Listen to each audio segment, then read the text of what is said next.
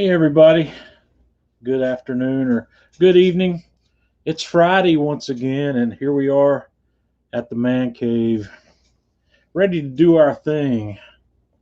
It's been a interesting week here. We've actually had some pretty crappy weather here. We haven't gotten a lot of rain, but we've gotten a lot of little rain, enough that I haven't got my grass cut, and the grass is getting ugly. So hopefully tomorrow, before I go to the real job, we're going to be able to get that done. So glad everybody could make it in here with us tonight. Let me get back over there to the chat channel. Yeah, okay. Russ and Luca are hanging out in here. Hey, Luca. I think Luca has been on vacation. May still be. And Hank's with us. Hank, glad you could make it. Tonight, I'm going to go back to my old standby. We're going to have a little bit of this Jack Daniels Single Barrel Select, which is probably, I'm going to call that my house whiskey. It's one of my favorites. So I said I was going to get into that number 27 gold this week, but I decided not to. I'd rather just get with this. So cheers.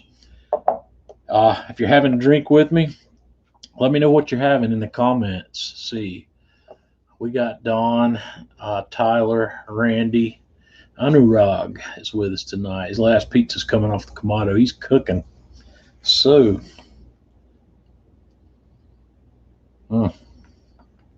pizza. That's some good stuff. Kamado pizza. Scott's with us. Scott's got some Eagle Rare. That's some good stuff. And tonight, when we get around to talking about knives, Paul, good to have you with us. Scott Love and I had a little conversation earlier today. I got some good information from him, some ideas, things that we're going to talk about. Elijah Craig. Yeah, if you were here last week, I had that bottle of, or was it last week? Yeah, I guess it was. I had the Elijah Craig.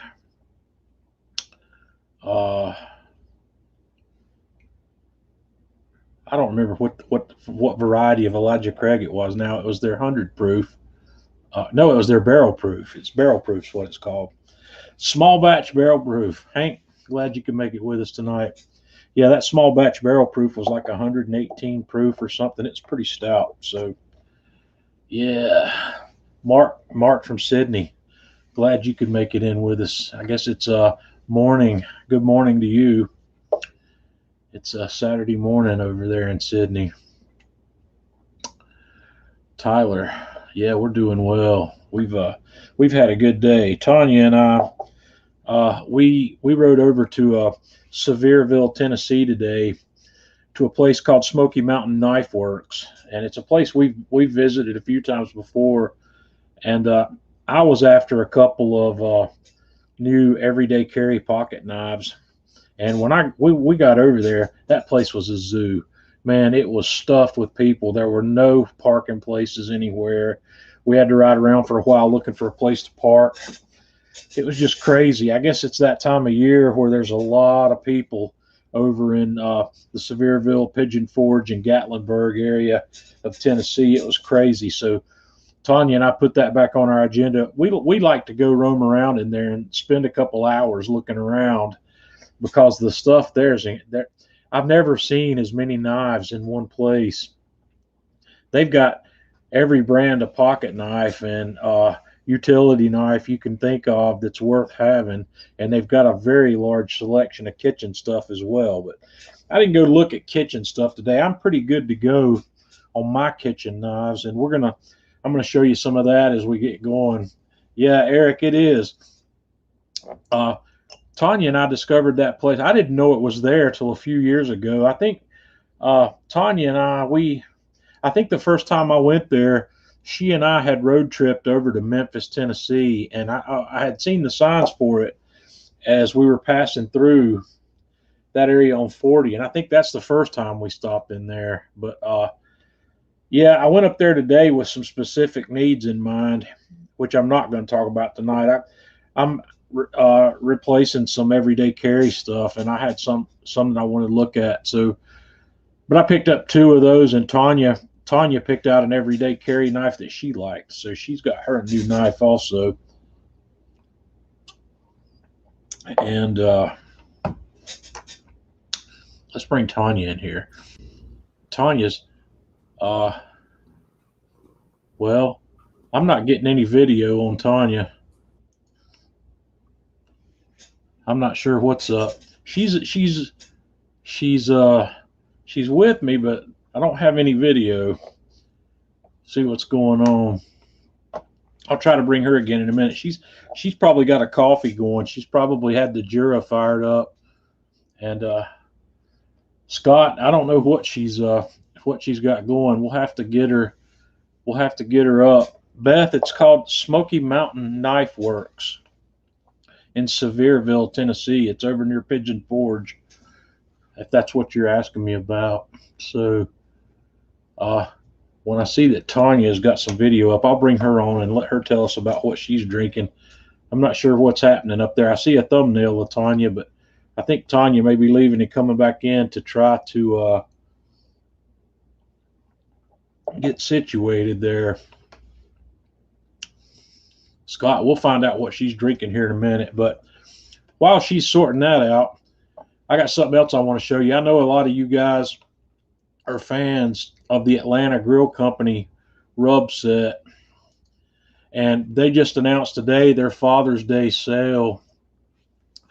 They've got their new 2021 complete rub set on sale for $69.99, and they've got 3 new well, dadgummit.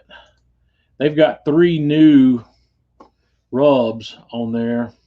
Give me just a moment here. I forgot to do something. Sorry about that. They've got, oops, now I've lost my place. Got 3 new rub sets in this line that I haven't tried yet. Up on the top of this, you see this Toreo, the Sizzle, and the Sweet Honey Pecan. I'll have to grab some of those next time I'm in. I haven't seen those rubs yet, but that is that sale just started today, so I know a lot of you guys like those rubs and like to get them when they're on sale. So be sure and do that. Brian's got a Cheerwine. And Brian, he said he's Tanya, I know you can't see me, but you can hear me. He said he's an unapologetic Spyderco lover. Well, Tanya's new EDC is a Spyderco. She found one of those that she really liked. So I don't have a Spyderco. I'm familiar with the quality, and they are extremely good quality knives. But like I said, maybe I'll show my EDC knives a little later. I was looking specifically for a CRKT, and I was looking for another one, and they're very similar knives. I can't remember the brand name of the other one right off the top of my head. It's escaping me because I got too much knife information running through my head right now. But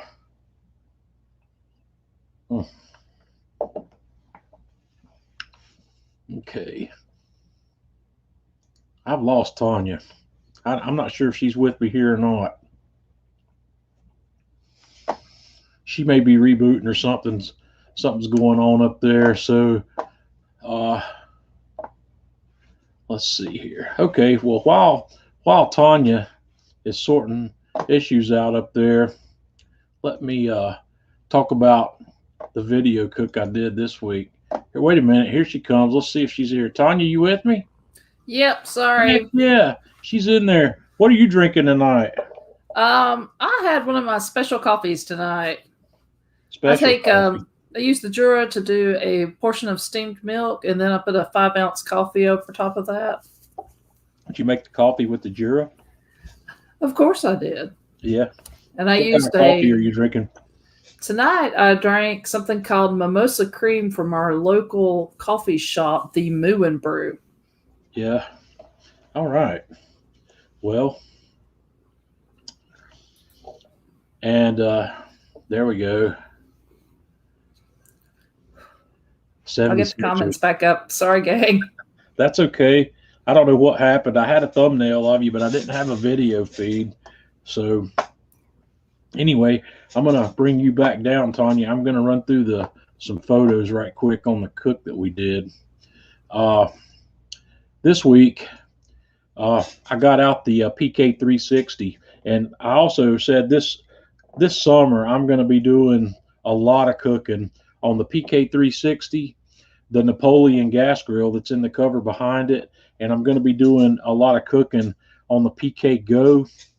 And PK's got a new grill coming out. I think they're calling it the PK 300 Aaron Franklin model, and according to Atlanta Grill Company, it's 7 or 8 weeks out. But when that grill lands, I'll buy one and I'll have it up here because it's an improved version of the original PK grill.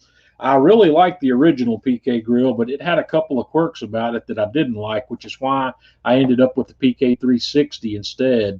And I think those quirks have been sorted out, plus some additional enhancements have been made on this new model that's coming down the pipe. I don't know what it costs yet, but when it hits, I'll get it and we'll know. So this week on my cooking, I went back and tackled I did my final tackle on the Brussels sprout problem. So I fired up the PK 360 to do this cook. I bought some fresh Brussels sprouts at Publix. These look fairly good. I've seen better, but these looked okay. So what I did was I took the stems off and I sliced these in half vertically like shown here.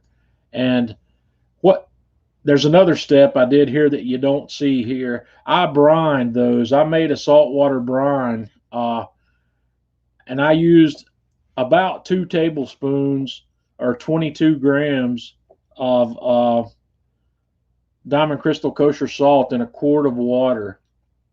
I dissolved that in it and got that water chilled back down to refrigerator temperature, and I brined these for somewhere between 30 minutes and an hour. I don't remember exactly how long, to get a little salt drawn into the flesh of these. And then I took them out, put them in my mixing bowl, and I used about 1.5 tablespoons each of toasted sesame oil and mirin, which is that Asian sweetener that I've shown you that before. That it's one of these things that it's a direct steal from Stephen Hickey. He's the one that showed me that, and I seasoned them just lightly with a little bit of my Atlanta Grill Company Man Cave Meals AP Mojo, which is a salt, pepper, garlic. I didn't want to put too much more salt on here since we had some salt in that brine, and tossed them in that. And then on the PK grill, I set up a 2-zone cook. On one half of the grill, I put some charcoal briquettes and got them nice and hot. And I got one of my Finex pans out and melted some ghee into that pan. This is just showing you the ghee itself. And then I put my Brussels sprouts in that pan flat side down, because my primary objective on these Brussels sprouts is to get a sear and get a little bit of char on the face side of the Brussels sprout. And with this 2-zone setup, I actually had more charcoal in here than I needed for this cook. So I was moving the pan back and forth from directly over the coals to the cool side of the grill, so I wouldn't scorch these things. I didn't want to burn them. So here you can see, here's just a picture I made where I was kind of moving, showing you the bed of coals I had. I don't know why I did that. I put way too much coal in there. I used a whole chimney, and I only needed probably a half of my small chimney to make. I needed a ring of coals about 2 coals deep, about the size of that pan, and I went way overboard with that for some reason.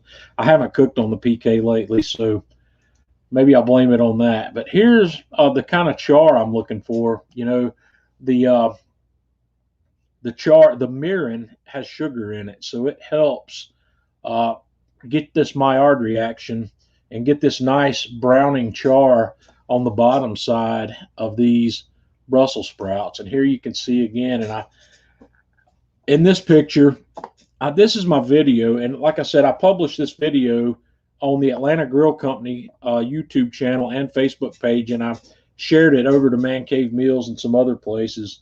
But in this picture right here, back here, you can see I've got a wood chunk. After I got the cook pretty much done, I moved the pan over to the cool side of the grill, and I put a wood chunk in there and let it get a little bit of smoke rolling, just to see if I could impart a little bit of smoke flavor and a little bit of smoke aroma to these Brussels sprouts. I didn't want to have smoked Brussels sprouts, but I wanted to be able to tell that these things had been done on the grill, and this worked very well. I put one small chunk over there, closed the lid, I shut the air valves down, and left it on there for 2 or 3 more minutes, and ended up with, I'm not sure what I'm trying to show in that picture. Oh, this is a video. Hang on.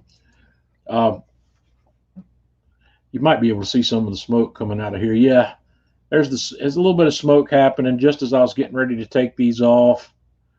And this is just a very short video clip. Yeah. And this is the finished product. And these were perfect. Oh, the other thing I forgot to tell you is I steamed those. I left that step out. I didn't take all the pictures in the process. After the brine, we steamed these things for 8 minutes. And I had been steaming them for 10 minutes, but I think 8 minutes worked out fairly well since I was going to go to the grill. So this is a multi-mode or a multi-method cook. It's a steam or a brine, and you could do you could also poach these if you wanted to instead of steaming them. I just like steaming, but if you were going to poach these, you would want to use the same quart of water and about 2 tablespoons of salt, and you would want to get that water up to probably in the neighborhood of 180 to 185 degrees Fahrenheit, and just drop these Brussels sprouts in there probably for about 5 minutes, 4 to 5 minutes in that stage, because that the poach is going to work a lot quicker than the steam. And but anyway, this I like this. This is something I'm going to do more of. I didn't like Brussels sprouts because to me, Brussels sprouts are super bitter. And yeah, Russ says he'd like to try those. Do it and let me know what you think. But I don't like Brussels sprouts, and I think I've gone above and beyond here to figure out that I can like Brussels sprouts. And I owe that to Chef Todd Moore, who teaches the classes that I'm taking on my online cooking classes. And he's the one that planted the seed that if he said one time, he says, if you don't like Brussels sprouts, it's probably because they're not cooked properly. And I watched him do a cook where he steamed them and then seared them. And he says, that'll take the bitterness away. And sure enough, it did. And the steaming and searing took a lot of the bitterness away. It didn't take enough of the bitterness away to make me happy. Alan, good to have you with us back from Melbourne. So we got Sydney and Melbourne here tonight. That's good. So, but yeah, he said that if you don't like Brussels sprouts, it's because they haven't been cooked properly. So he did a cook that I watched on video. He steamed them and then seared them, and he said that takes most of the bitterness out. It didn't take quite enough bitterness out for me to fall in love with Brussels sprouts. I could eat those Brussels sprouts, but there was still enough bitterness there that I wasn't a huge fan of them. And I got to thinking about some other lessons I had learned, mainly from that book, that book called Salt, Fat, Acid, Heat, or whatever that book's called. That book, and they talk about that first section of that book on salt is amazing. And one of the things I learned from that book is that salt counters bitterness. You know, a lot of people will put sugar in something like a tomato sauce to tone the bitterness down. You can achieve the same thing a lot of times with salt. And knowing that and having heard that, I've tried it, and the salt brine prior to the steam put these Brussels sprouts right where I need them to be.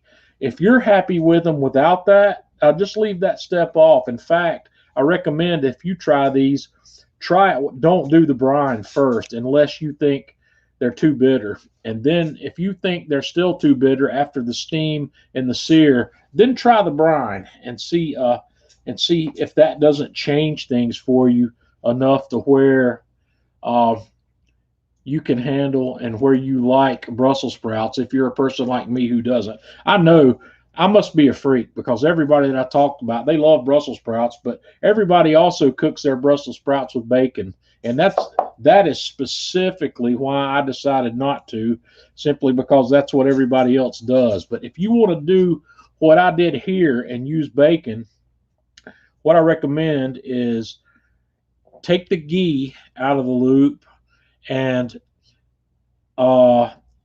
cook, I don't know, for that amount of Brussels sprouts. That was a 10-inch cast iron skillet. I would cook 2 or 3 strips of bacon, and the regular, if you're going to cook thick sliced bacon, just don't do more than 2. Cook that down until that bacon's mostly cooked and it's rendered a good amount of fat into that pan, and then take the bacon out. And you could chop the bacon at that point if you want to. You can chop it into smaller bits and then put your Brussels sprouts in and cook the Brussels sprouts in the bacon fat instead of the ghee. And when you get near the end of the process, throw your bacon back in there and let it finish cooking along with the Brussels sprouts. You can do the bacon. In the video description of this, I think I may have talked briefly about you can do a lot of stuff with this idea. I know everybody does bacon, and another common thread for sweetness that people like to do is balsamic vinegar with that. But I want to challenge those of you who do like Brussels sprouts and do like the bacon method to try some other things outside of bacon. I'm thinking teriyaki sauce would be good here. There's some sauce magic. The farm sauce is going to be my next trial on this. I talked about that last time, I think. Gary Bixler, that makes the farm sauce, actually heard me talking about it. He's, bless him, and I thank him a lot. He's sending me another bottle of the farm sauce. I'm out of it. I've let myself run out of the farm sauce, but the farm sauce is a big bold sauce that's got a horseradish. It's got a horseradish backbone. It's really good. And what I want to do is I want to do this cook, and I want to basically, I'm not sure exactly what I'm going to do yet, but I'm probably not going to add the farm sauce until near the end of the cook, because I want to get some char on there before I put the farm sauce in. But we're going to try it. I'm going to try some of this on Tanya, see what she thinks.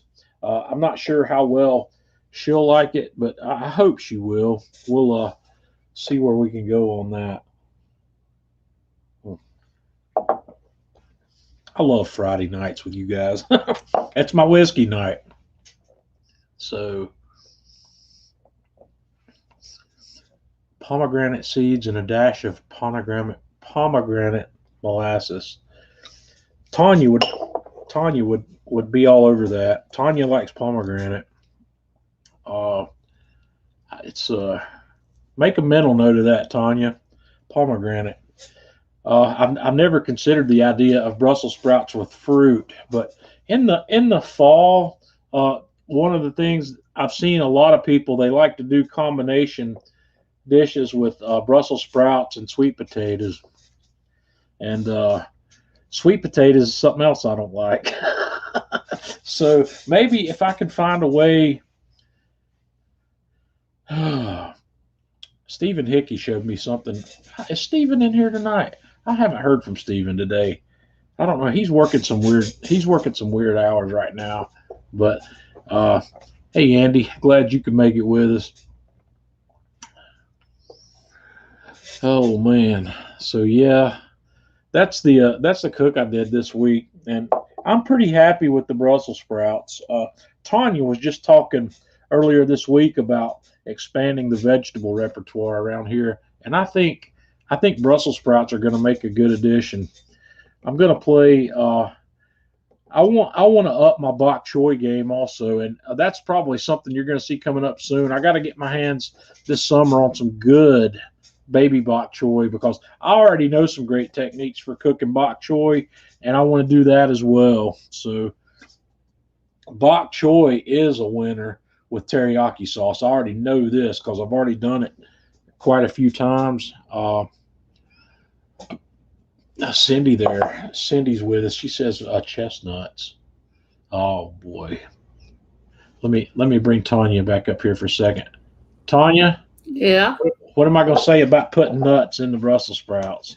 You're going to say no because I'm the only nut you like. This Other is than true. Oops. Oops, I hit the wrong button there. Other than what? donuts. Other than donuts. Yeah, donuts are the only kind of nuts I like besides the one on screen here. So, all right, Tanya, we'll be bringing you back here in a minute. So, yeah, I'm not a nut person. I love nut flavors, but nut textures give me problems. I'm not sure why.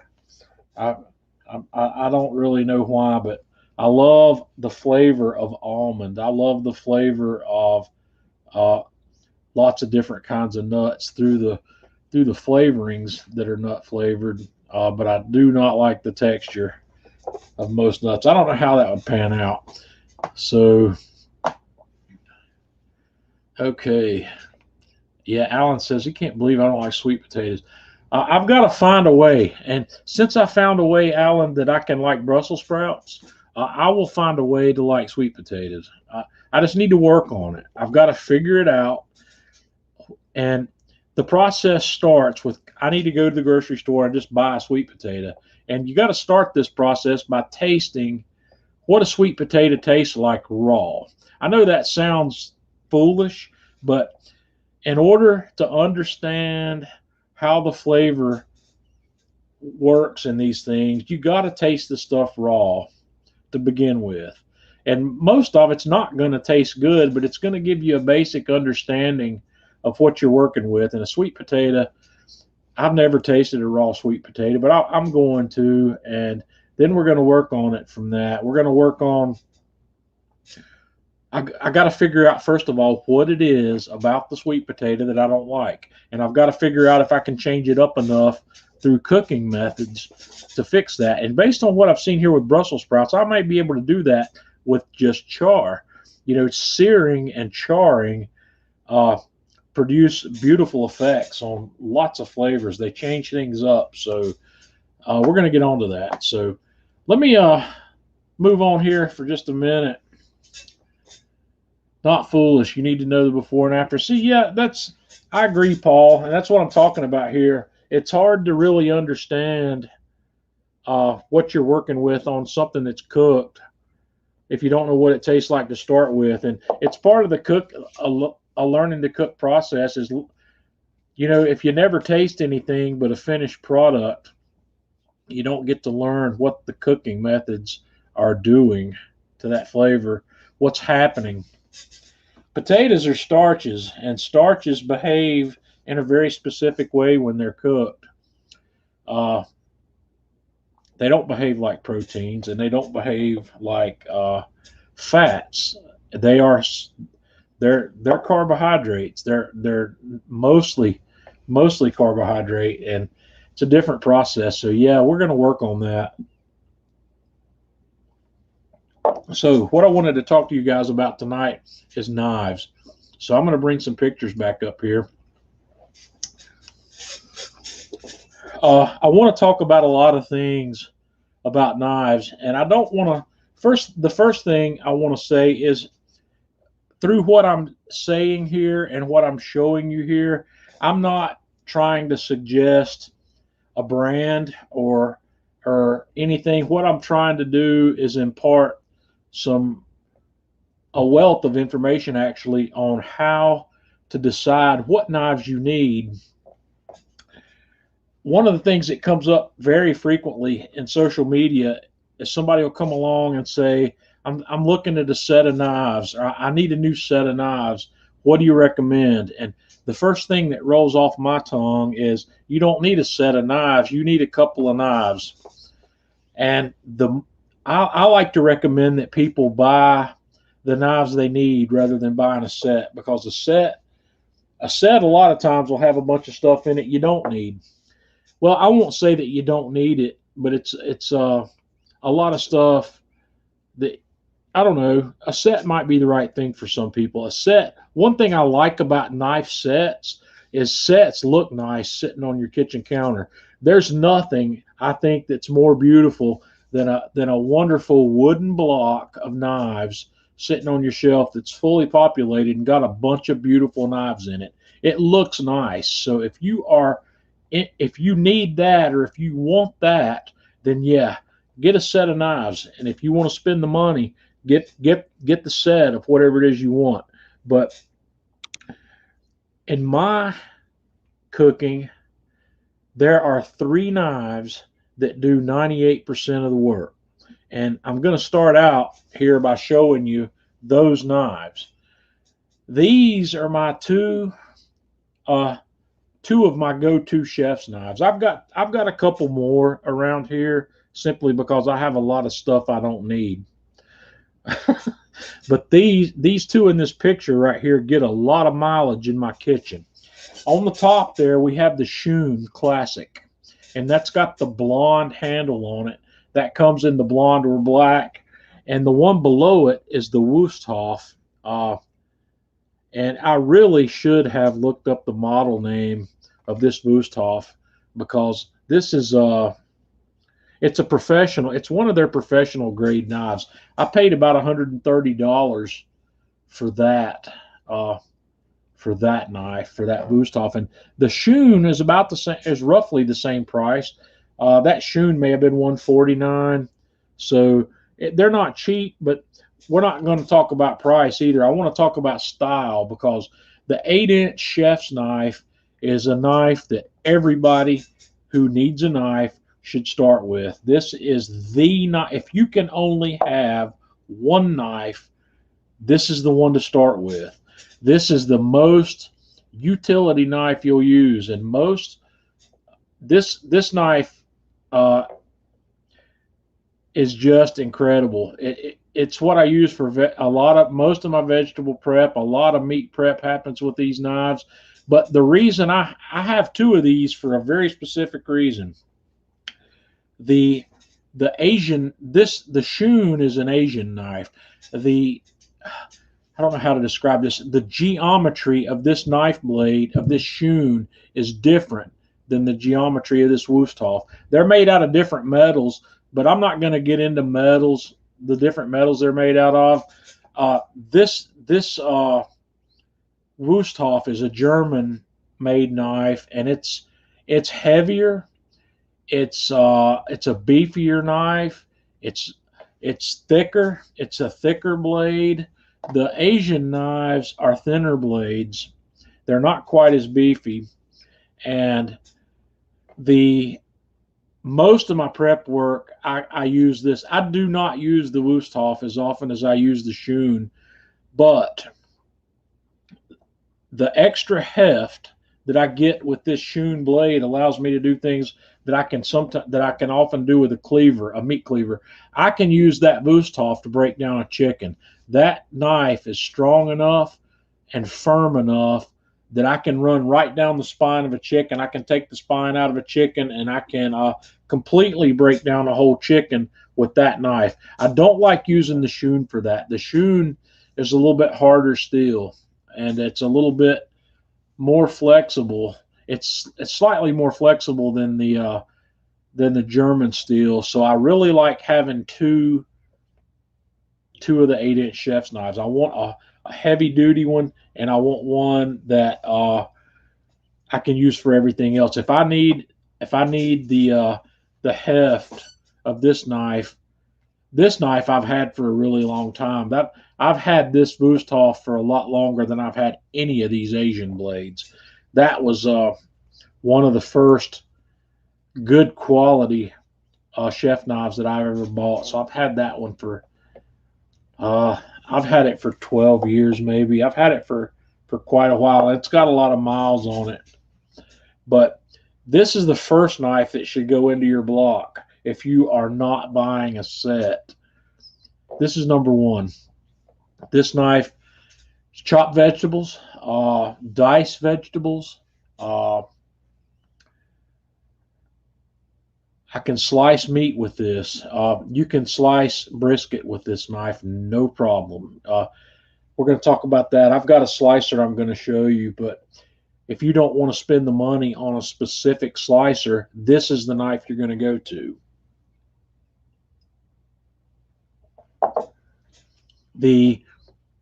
One of the differences between the Asian blade versus the German blade, this knife, the width of the blade it's thinner.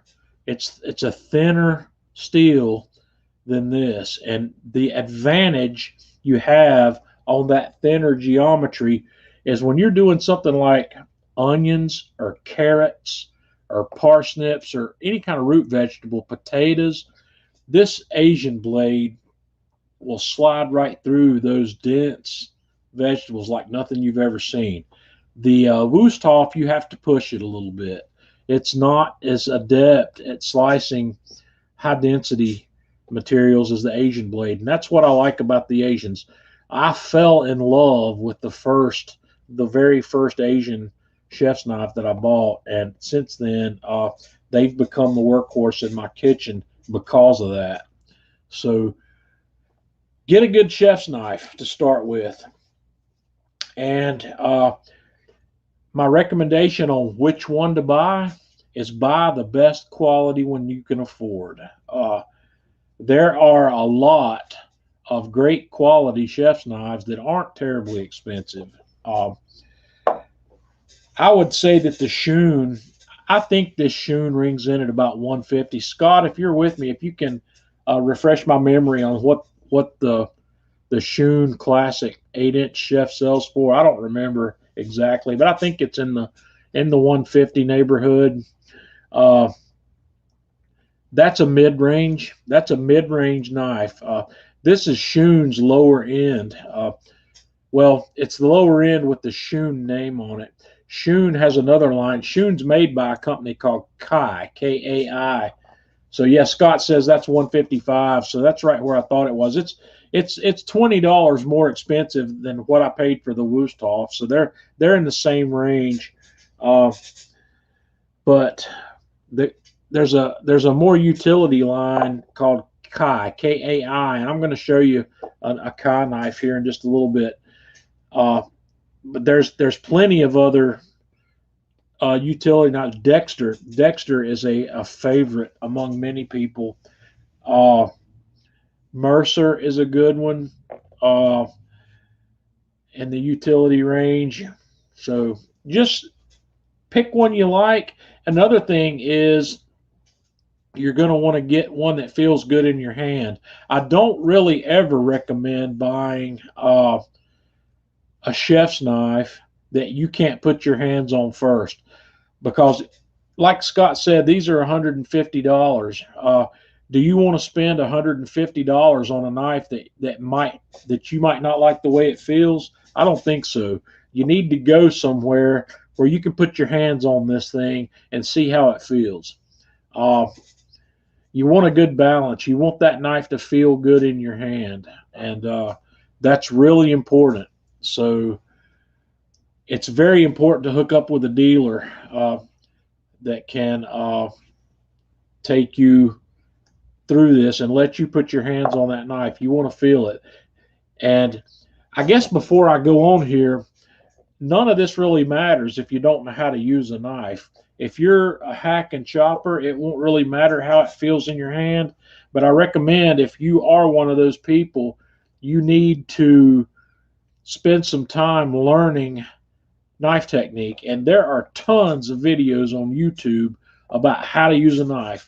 And I recommend, if you're not good with your knife, you want to get good with it. Go learn some technique. Learn how an onion's chopped. Learn the tap chop method, learn the rock chop method, and then once you know knowing those things also helps you decide what kind of knife works best for you. If you're a tap chopper, you might want a different style of knife than this. If you're a rock chopper, you definitely want a knife that's got a curve on the blade. You don't want one with a straight edge. So you're going to want to get yourself educated on how to use that knife. So we'll move on here. That's the number one knife, is the 8-inch chef's knife. The other two knives that get about equal time in my kitchen, we'll go to the next one here. This is the 4-inch paring knife. This is my Miyabi, and I'm a big fan of that guy. This is a really nice knife. It's overkill. It is overkill, but I love using it. So it doesn't really matter. You need a 4-inch paring knife. This knife won't get as much time as your chef knife does, but it's going to get about equal time with the third knife that we're going to come to here in a moment. This knife this is kind of a utility knife. It will take care of just about everything that your chef's knife's too big for. So what do I use this for most? If I'm taking the tops out of a tomato, I should have brought the knives here where I could show you how I hold these things, but that's another technique you need to learn. Like for when you want to take the skin off of a tomato, you blanch it, you score a little X in the bottom of it, and then before it goes in, you take the top out. And these paring knives are perfect for that. These paring knives are perfect for like slicing a strawberry, doing small tasks that are just a little bit too small for your chef's knife. This one will fill in the blank. And these things come usually in anywhere between, there'll be a 3.5-inch blade, 4-inch blade, 4.5-inch blade. And these are fairly firm. They don't have a lot of flex to them. They don't need to have any flex because of how they're used. So this is my number two knife. If you can only have two knives, you're going to get the 8-inch chef's knife and the 4-inch paring knife. I would put this one ahead of the next one that we're going to look at. So, yeah, Ben, glad you could make it here with us tonight, guys. We're gonna bring Ben on live with us sometime when it's convenient for him. Ben's a knife maker, and Ben makes knives, and he makes some really beautiful handles to go on these knives. And in fact, I've got a Nakiri here that Ben made for me. I should have brought it on here. Ben, I apologize for not having that up, but Ben made a beautiful Nakiri for me that I have in the drawer over here. So this is knife number two. Peter, I'm going to talk about maintenance here when we're done. The maintenance I don't think there's really any difference in the maintenance from a German knife to a Japanese knife, and we'll talk about that. So the third knife you need is the boning / fillet knife. This is my Shun Classic 6-inch boning / fillet knife. Now, there are two different knives. There is a boning knife and there is a fillet knife. And this particular knife is a great marriage of the two. This knife is firm enough that you can do some boning with it, but it's flexible enough that you can do fillet with it also. This knife is the knife that I use if I ever want to take the skin off of a fish. This is the knife I go to when I prep a brisket or a butt and I'm going to trim fat, or if I'm going to trim silver skin off the outside of meat. This is the knife I go to, or this style of knife. One of the things I should have picked, I'm remembering things I probably should have done as we go here, but the there's a cheap way out for the fillet side of this. If you really want a great fillet knife that's got a great flexible blade on it that won't break your bank, go to your local sporting goods store and go to the fishing section and buy one of those Rapala brand fillet knives. Those things have great flex to them. They're sharp and they're cheap. If you tear one of them up for some reason or another, you throw it away and buy a new one. They're that cheap. So, but this knife is this is one I wouldn't want to do without. So these three, like I said when we started here, there's 3 knives you need in your kitchen that are going to cover 98% of everything you need. So what we have here, the 3 knives you need are the 8-inch chef, the 4-inch paring knife, and then the 6-inch boning / fillet knife. If you've got these 3 knives, you're covered, because this particular knife, this boning and fillet knife, is a great utility knife. It will pick up a lot of other things. You know, you can chop vegetables with this knife if you want to. It's not the optimal knife for that, but it works. You can do it. I can't really say, like I said, this knife is about equal with my 4-inch paring knife and how they get used. These are the 3 knives you need. If you are not going to buy a block of knives, these are the 3 you need to start with, and you want to write that down, or you want to make mental note of that, because there's a lot of other knives that come in a block that are different from this. I guess when you're looking at a block, a typical block's going to have a chef's knife in it. It's going to have an 8-inch. I'm guessing most of them have an 8-inch. They're going to have your 4-inch paring knife. Kathy, glad you could join us. Yep. The boning and fillet, most of the blocks, they're not really going to have what I would consider a fillet knife in them. The Schoen block's going to include this knife right here. I think most of the Schoen blocks include this one or their equivalent of it based on what they have, but they'll have a boning knife in there. But a typical boning knife is stiffer than a fillet knife. They don't have the flex that a fillet knife has. But like I said, this Schoen is a multi-purpose knife. I love how that knife fits in and does both tasks very well. So there's the 3 main knives you need. The 4th thing that I wish everybody could have is a honing steel. If you've got 3 awesome knives, they're only going to be awesome as long as they're sharp. So you want to keep those knives sharp. Now, let me talk about that for a second. A honing steel is not a knife sharpener. What a honing steel does is it helps you keep your sharp knife sharp.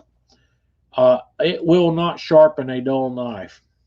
So what happens, I could have made a graphic to go along with this.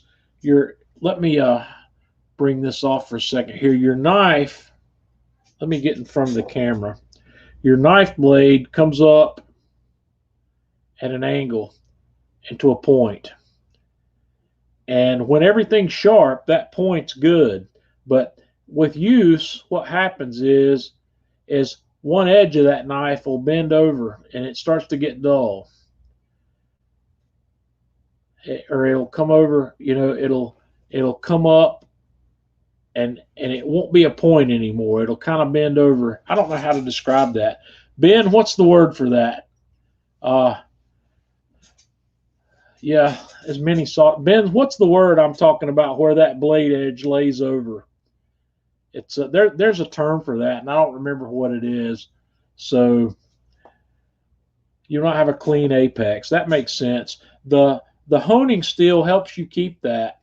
It's very important to get the honing steel and learn how to do that. And you want to. Every time I pull a knife out of my block to use, I'll give it 2 or 3 swipes on the honing steel, and it really does a beautiful job of extending the life of my sharp edge. Once the knife gets dull, that's another story, and we're going to talk about that as we go. So those are the 3 knives that you need and the 1 accessory that I would hope everybody could get. That particular honing steel, that is a Henckels, and I bought that at Bed Bath & Beyond, and I think I paid around $40 for that. I don't remember. I've had that for a long time also, because I bought that about the same time I bought that Wusthof professional. That Wusthof, now I remember, that is the Zwilling Pro. No, I'm lying to you. That chef's knife is a Henckels. I don't remember. I lied to you. This knife that I've been calling a Wusthof all day is not a Wusthof. It's a Henckels. It's the Zwilling. It's a Zwilling Pro. Now I feel stupid. I've been calling that knife a Wusthof all day. This is a Henckels Zwilling Pro, and I bought this and I bought that honing steel at the same time. That honing steel is important, so sorry about that. But that's definitely what you need. So now that we know the 3 knives that we need, no matter what, and the 1 accessory that I hope you can get no matter what, let's have a look at some other things. Some knives that you might want. I have fallen in love with this guy. This is also a 4-inch knife, but it's not a typical paring knife. This is another Schoon classic, and I don't remember what it's actually called, but it's a little bit more than a paring knife. A Honesuki. Okay. I love it. So what I would call this knife's more my utility knife. I don't use this knife for taking the top out of a tomato, but I could very easily use this knife for chopping garlic, chopping shallots. But once again, I do use this sometimes for that, but I'm so used to grabbing my 8-inch chef's knife that I still do most of that with my 8-inch chef. But a utility knife, I guess we need to define what is a utility knife. A utility knife is just a basic knife that's going to be anywhere. Most utility knives are typically around 6 inches on the blade, and they're just general purpose knives that and because they're general purpose knives is why I don't really have a bunch of them. I like specific purpose knives. I like to have the right knife for the job most of the time, rather than having a general purpose knife. So Scott says that's designed for breaking down small game birds. So this would be quail, Cornish hens. So I can see that this blade, this is a firm blade. This blade doesn't have the flex that you get on a 4-inch paring knife. So yeah, I can see where that is. But I've used this knife for a lot of things. I love it. I don't exactly remember how I ended up with that one. But the next knife in our set is this guy. This is Tanya's bread knife. So yeah, this is the knife that Tanya stole from me after I bought it.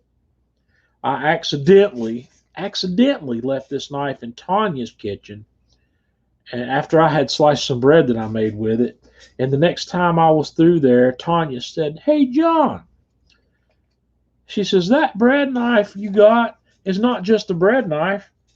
She said, "That is the Cadillac of bread knives." She says, it's going to live up in my kitchen. You can come visit it anytime you like. So, yeah, that's a long story.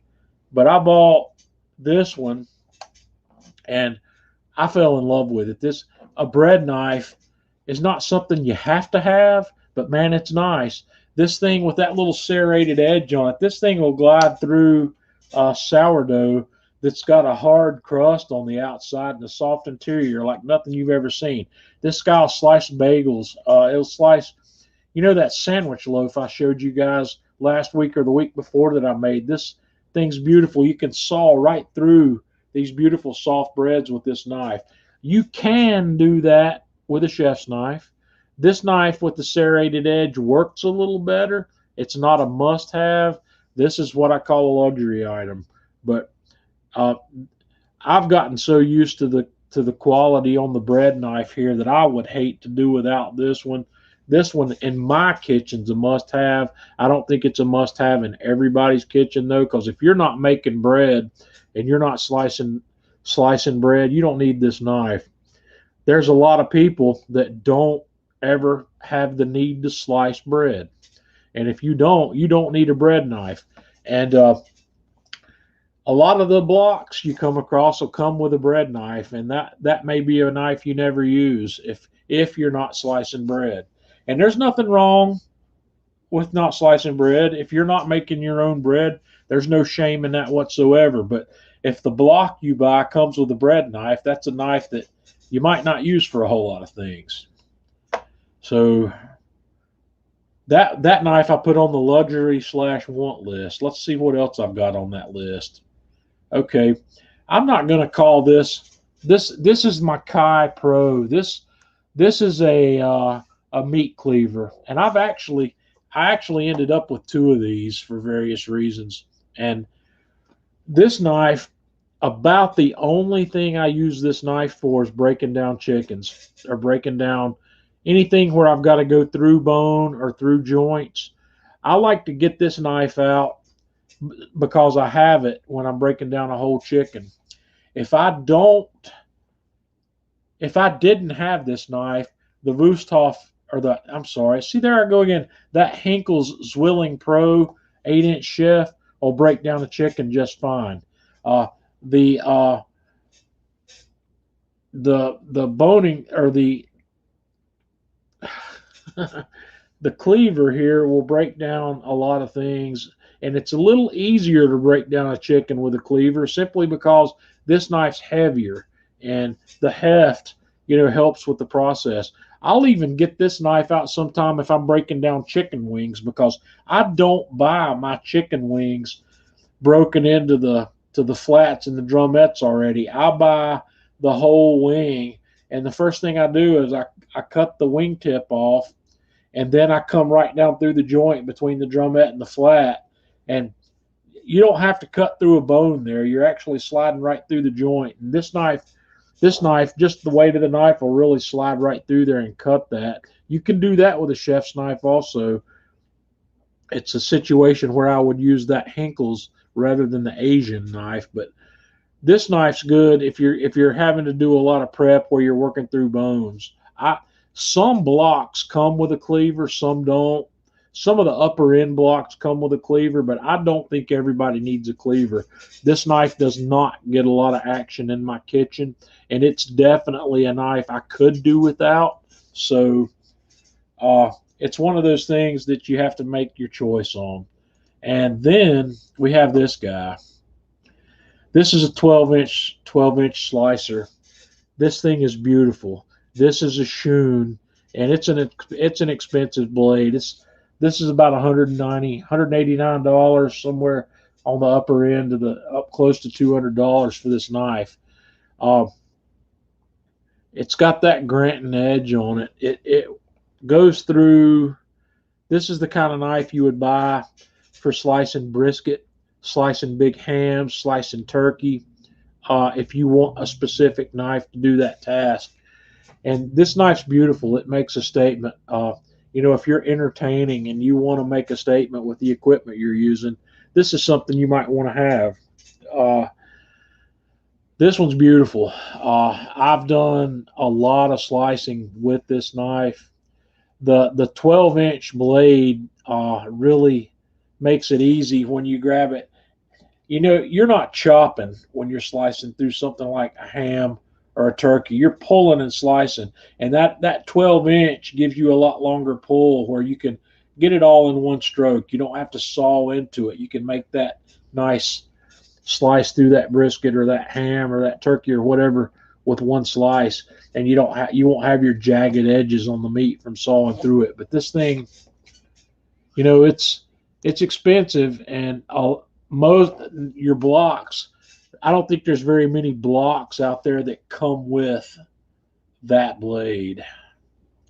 And that's the end of the pictures I have tonight. So let me take that off. So there's a lot of people like the Santokus, and the Santoku is a different style of blade, and the Santoku is kind of like a chef's knife. They come in eight. I think there's 10, 8, and 6-inch lengths or various lengths, and a lot of people seem to like that style. But those are basically what I would call a replacement for the chef's knife. The Santoku has a flatter blade, a flatter edge along the blade. It doesn't have quite the curve that the typical Western chef's knives do, but you know, it's a style that a lot of people like. A lot of the Santokus will have that hollowed edge on it, which, you know, helps things not stick to them. That's become a non-thing for me, since the more I learn to use the knife, the less issues there are with stuff sticking to the blade. A lot of times you're working through a piece, and it doesn't matter if something's sticking to the blade, because you're chopping down a piece. It's all going to fall off the blade anyway. Yeah, they have lower tips. That's right. You can if you're doing a pull cut, that lower tip will run along your board. It'll make a better cut. You won't have to raise the heel of the knife up quite as high with the Santoku, if I'm understanding that correctly, the way Ben's bringing that in. We're going to get Ben on here. Ben, we need to talk soon.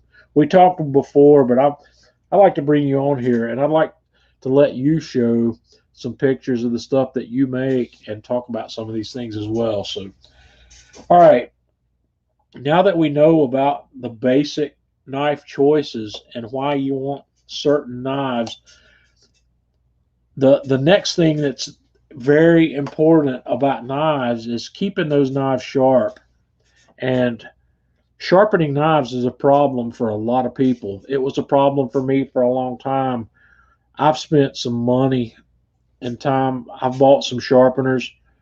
The first thing is, if you don't want to be involved in sharpening your knives, there are plenty of services out there online and maybe in your local community where you can take your knife and get it sharpened.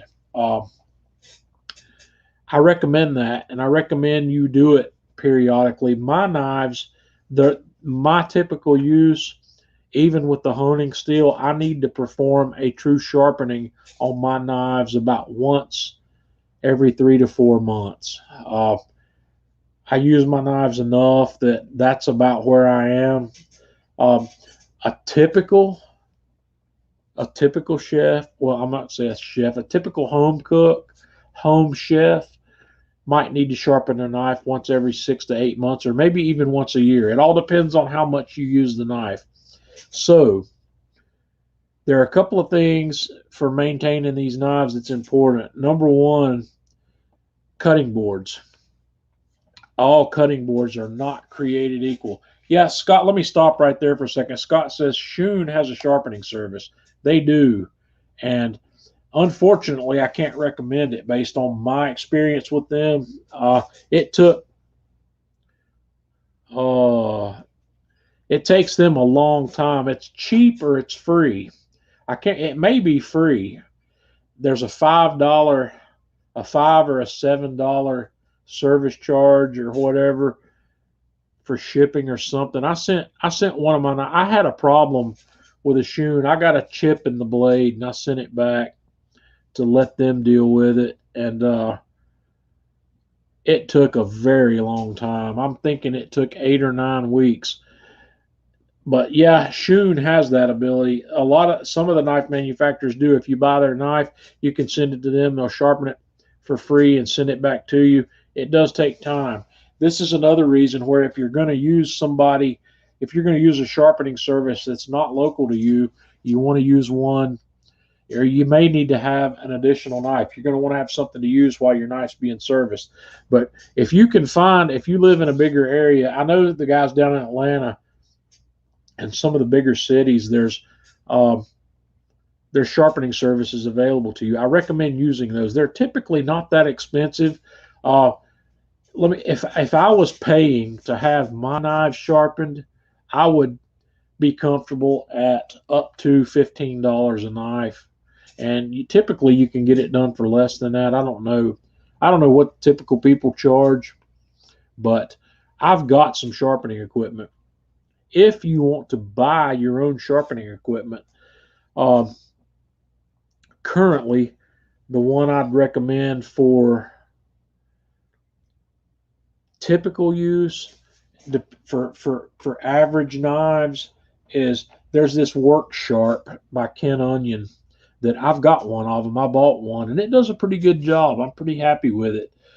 If you have knives like the Shun, Shun has a specific blade profile, which is not that big a deal, but it's a 15-degree. There's several knife sharpeners out there. I think there's even one that's Shun branded. But you need a knife sharpener because it doesn't matter what kind of knife you have. If you've spent $300 on a fantastic 8-inch chef's knife, that knife's a piece of crap if it's dull. And dull knives are also dangerous. You'll get cut with a dull knife way before you get cut with a sharp one. We'll talk about that some other day too, but you need to know your plan for getting that knife sharpened. If you want to sharpen it yourself, you need to get the right kind of sharpening equipment for what you're comfortable doing. Everybody's not comfortable with whetstones and whatnot, and everybody's not comfortable with something like the Wicked Edge. That's you don't want to spend $600 or $700 on a system to sharpen your own knives, or you may. If you do, that option's out there. But there are some sharpening systems. Some of the really cheap ones, I'm a little concerned about. I would ask around. The Work Sharp. So okay, Scott says the Work Sharp. I have the Ken Onion model Work Sharp, and I like that one because it allows me to select my blade angle. And most kitchen knives, including the Shun, are set up at around a 15-degree blade angle, which is fine. And if you know what your specific angle is, that's helpful as well. But the Ken Onion Work Sharp allows you to select that, and that's what I use on my basic knives. I do have a Wicked Edge, and like my Miyabi knives, I use the Wicked Edge on that. I use the Wicked Edge on my everyday carry pocket knives as well because I'm just real anal about having just a perfect edge on that stuff. So knives. Let's does anybody have any specific questions about your knives? I'm running out of time here. We're running a little over. Yeah, the Ken Onion allows you to run a slower. It does. You can adjust the RPMs. And right, that's a good point. I don't know what the appropriate RPMs are. I don't pull when I'm on the Ken Onion. I'm not pulling it enough to get to what I would ever consider getting the blade hot. When I pull through there, even if I'm running the belt fast, I'm never having to pull more than 2 or 3 pulls on each grit. I'm not letting mine get. I I would not use a Ken Onion on what I would consider something that needed a reprofile. You could reprofile an edge with a Ken Onion, but and in that case, yeah, you're going to heat the blade up. So, okay. We got any specific questions on knives here or on ideas? We'll bring Tanya back online here with us, and Lily. Oh boy, Lily's showing you her butt. Because she loves me a whole lot. A whole lot. All right. Well, I appreciate everybody hanging out with us here tonight. I may have a guest next week. I've got a friend that's offered to come on. That's a YouTuber. He's quite popular, and I'm gonna call him on. I'll call him the first part of the week and see if we can get him on with us. He'll be a lot of fun. He's one of the guys that when I first started doing videos way back a long time ago, he was one of my online YouTube buddies, and he's grown tremendously since then. And we'll see if we can bring him on. So, all right. I hope everybody had a good night. I hope everybody's going to have a good weekend. Oh, Tanya, have you got your little knife handy? I can go grab it right quick. Grab your little knife. I don't remember what the model number on it is, but it's a really neat little Spyderco. It's a small one.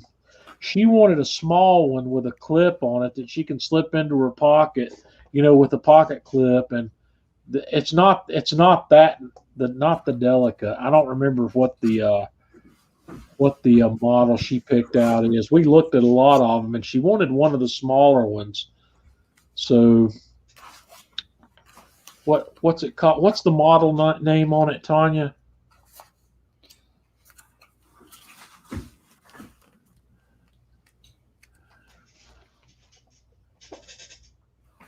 I don't know. Let me open it up.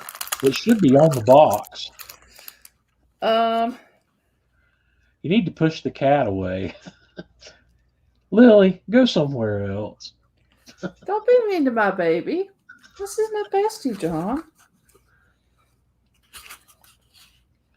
But yeah, Tanya's I'm actually jealous because I've wanted a Spyderco for a long time and I've never bought one. If it's on here, it is too small for me to read. Okay. It'd be on the end of the box.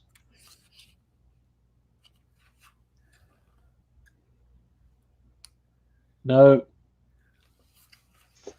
It looks like this, though. Yeah, it's pretty small. It's a really small blade. Open it up. And don't cut the cat. Yes. Yeah.